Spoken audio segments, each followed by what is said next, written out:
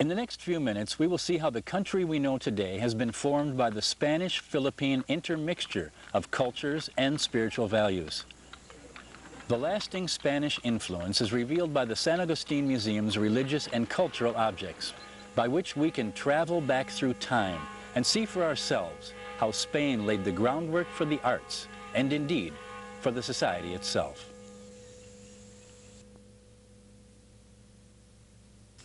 Once Chinese maps of the world reached Portugal and Spain in the 1400s, Europeans were soon using a route to the Spice Islands around the south of Africa to find spices and to spread the Catholic faith. Spain had already reached Mexico when the Pope declared the line of demarcation, dividing half the New World off limits for exploration to Spain and half off limits to Portugal. Ferdinand Magellan was the first Spaniard to cross the Pacific to the Philippines in 1521.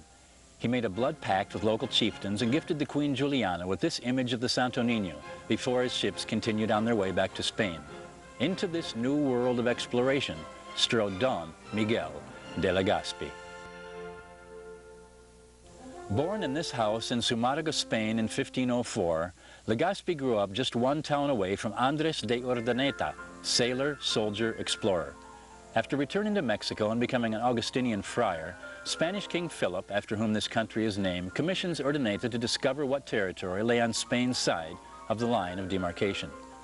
Already working in Mexico, Legazpi joins his fellow Basque Urdaneta, leaving from the Puerto de Navidad with 4 other Augustinian friars on a 4-month voyage. It is 1565.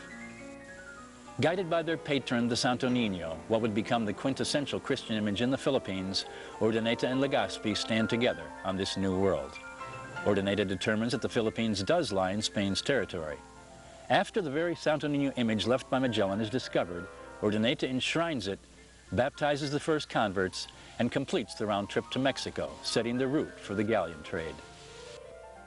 Legazpi travels north to establish Manila as the capital city. He makes a peace pact with Raja Suleiman and has the wooden walls around the city rebuilt in stone. Inside the walls, intramuros, was Manila in 1565.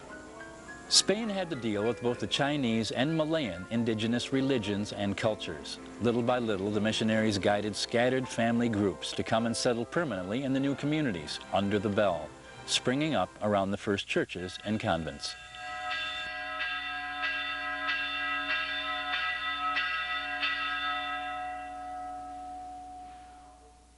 Legazpi uses the indigenous system of the barangay as basis to set up the city council and new government. The Spaniards set up a judicial system to solve disputes. Spanish missionaries begin the work to teach the new religion throughout the Philippines.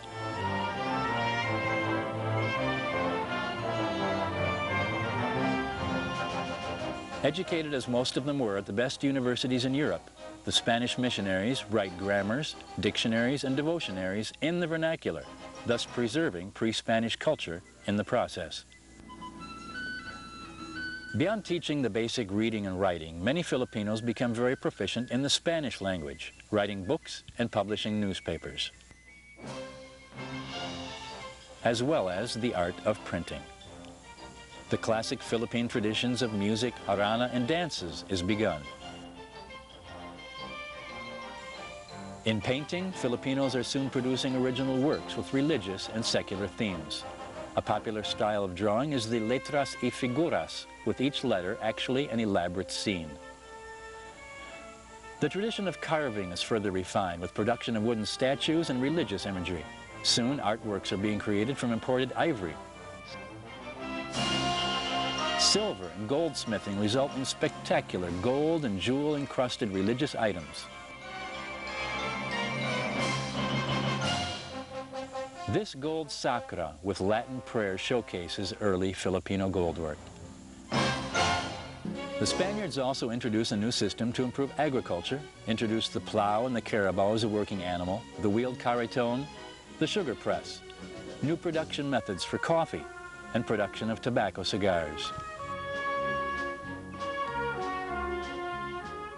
Weaving looms, new construction materials and techniques. Spain developed a water transport system to bring produce from the inland to the capital city. In time, steamships, trains, hospitals, and schools, eventually turning out thousands of new Filipino teachers. Spain even brought in new birds, animals, vegetables, and fruits.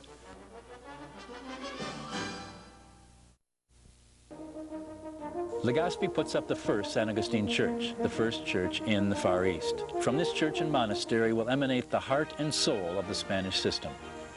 But in the next years, fires and earthquakes would destroy the first 3 San Agustin churches, until finally the day came when the massive cornerstone was laid for the present stone church. It was constructed by the Spanish technique, mixing lime and sand. As Intramuros grew, so did the San Agustin complex, eventually incorporating 2 monasteries. While changes took place over time, such as another level being added to the towers in 1854, it was the earthquake of 1880 which made the greatest change in the looks of the church, when the left tower was damaged and had to be torn down. Today, San Agustin is recognized worldwide as a historic icon. Up in the remaining tower are 5 bells, all cast in the Philippines. The largest bell had been in the destroyed tower and is now on display in the museum. 6 of the original 8 Chinese lions or fu dogs remain, guarding the church and the church patio from evil spirits. The facade is a mixture of classic and Renaissance styles, painted in the terracotta Mexican color, resulting in a unique Filipino style of architecture. The front doors, from the early 1600s, blend Western and Oriental style. Though Legazpi died just 18 months after arriving in Manila, he would have been 100 years old when this church was completed in 1604. Under the church floor are tombs with standing coffins. We see the Baroque-style pulpit made around 1627, with its fine gold leaf trim and inverted pineapple. Surrounded by Augustinian saints at the main altar, we see the church's patron, St. Paul, and the solid silver tabernacle. One reason this building has stood longer than any other in the country is that, unlike these exterior buttresses in the inner courtyard, the church's buttresses are placed inside, forming the interior side chapels, interconnected by small doorways.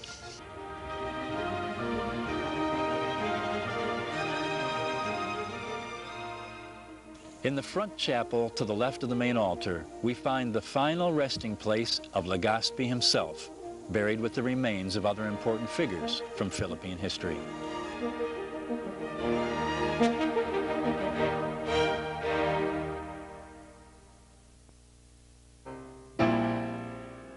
One is impressed by the large glass chandeliers, all brought by ships from the City of Lights itself, Paris, France, in 1872. Originally, they were lit by candles. The interior of the church was painted in 1875 in the Victorian European fashion, following the Fool the Eye style by 2 Italian backdrop painters. We see how the flat surfaces are made to seem 3-dimensional with the intricate light and shadow technique. Dominating the choir loft is the Spanish Baroque-style pipe organ built in 1814. Functioning until the 1960s, it was restored in 1998 by combined Spanish and Las Piñas organ masters. Here we see the cantoros, music books made from cow's hide, and the 62 finely decorated carved Narra chairs. This retablo beside the choir loft contains a crucifix carved in the early 1700s. The church and monastery, of great historic and artistic significance themselves, were restored and opened to the public in 1976. Displaying some of the finest treasures seen anywhere in the country.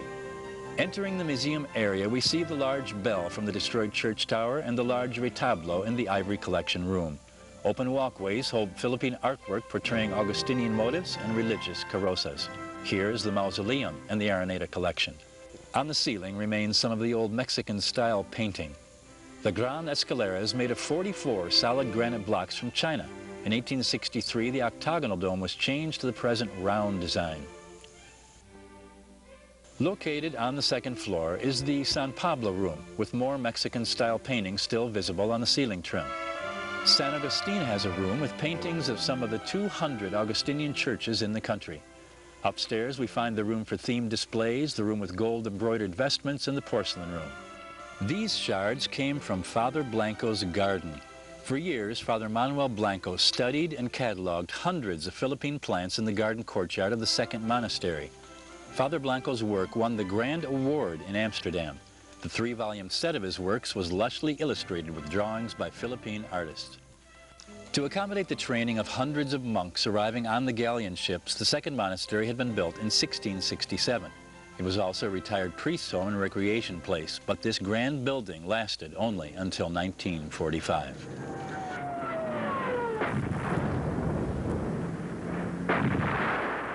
The church has been at the center of history, with the British invasion of 1762, the Japanese occupation, people living for safety in the church.